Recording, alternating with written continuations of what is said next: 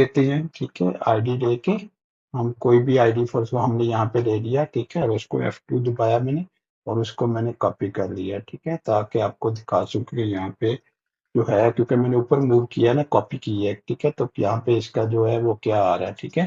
तो इसको जो है मैं रिप्लेस कर देता हूँ, ठीक है? ये देखें, इसकी जो अब आईडी आ रही है वो आ रही है 658622, ठीक है? 3672, लेकिन यहाँ पे क्या आ रही है 6585, ठीक है, 96, ठीक है, 942। तो यहाँ पे डिफरेंट है, यहाँ पे डिफरेंट है। उसकी वजह ये है कि ये पुरानी वाली जो है, जब मैंने इस पूरे बॉक्स को मूव किया था ऊपर, तो पुराने वाली ऊपर ऊपर आ गई है, ठीक है? इसी तरह जो है इसकी वाई वैल्यू भी जो है वो सही नहीं है, ये वाली होनी चाहिए, ये वाली जो आ रही है, जो अभी मैंने आपको लिख के दी है, ठीक है? ये वाली होनी चाहिए।